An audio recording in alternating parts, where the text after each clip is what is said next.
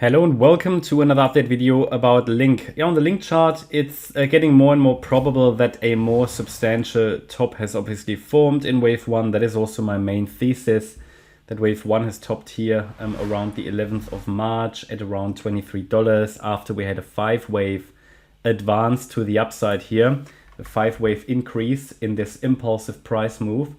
Yeah, I mean, the question is the top really in? Because it's not really coming down as impulsively as I want it to do, really. So I cannot rule out the possibility for one more extension higher. I mentioned that already in yesterday's video. Especially not, I can't rule it out as long as we are holding above this red line, which is at $16.30, okay?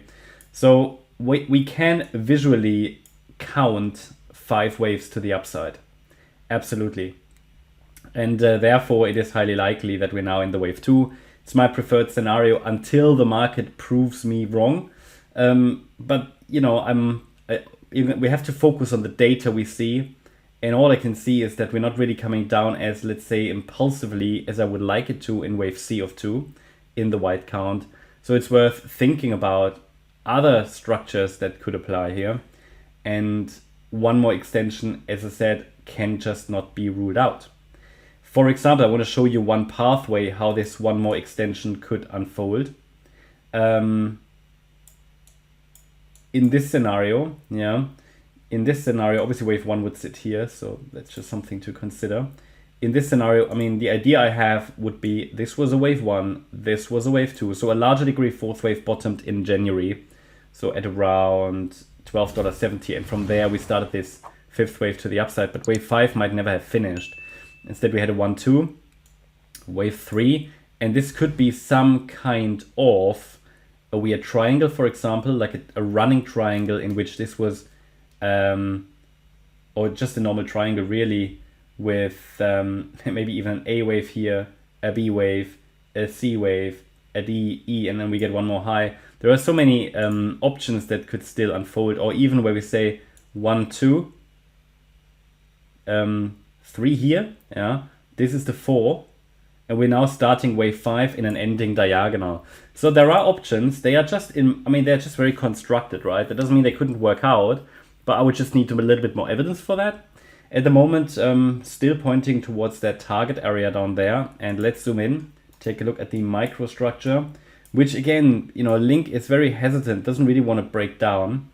We had an A wave down, a B wave rally. So this is a 3-wave rally. It doesn't give me really a warm feel that we've bottomed here because it's only a 3-wave rally. Now, that being said, the move up would be a wave 5. So it could be an ending diagonal in which it's very difficult to distinguish between the different structures. So we have to rely more on support and resistance. And as I said to you yesterday, if you want to play that potential, it might take us into the $25 region. Then I mean, the invalidation point for that is crystal clear. It's the red line, right? It's $16.30. So that would be an obvious stop point, I'd say. And the idea would be that in this structure here to the downside, we have started, well, wave C. So this is an A, B, wave C to the downside unfolding. And the ideal target would be $14.68. At least that is the 100% extension of wave A. Very common target for a C wave. But please be aware that even if we get there, it would be just a very, very shallow wave 2 pullback, which indicates that maybe we extend this larger wave 2. So it's an A, B, C, and this could maybe just be a large A wave, then we get a B and a C later.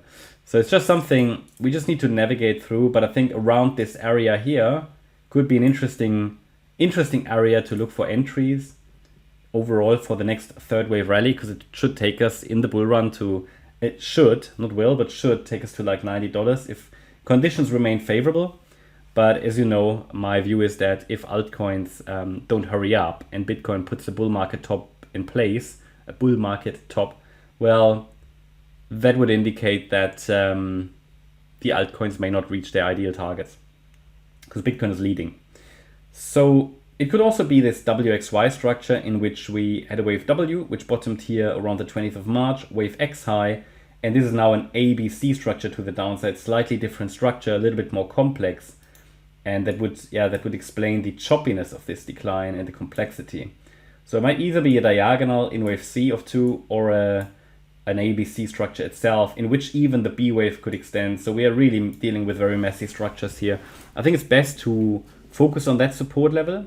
I think that is a level that distinguishes between the possibility, at least, for a green advance and one more extension higher. And that $16.30 level, if that's broken to the downside, we're likely heading down in the into the target area down there. So I know it's frustrating price action, but that is just what the market is currently like, just before the Bitcoin halving. So I hope you liked the update. If you did, please hit the like button, leave a comment, and subscribe. And if you really like the content, then please check out the channel membership. Also, make sure that you follow us on Instagram and Twitter for additional content.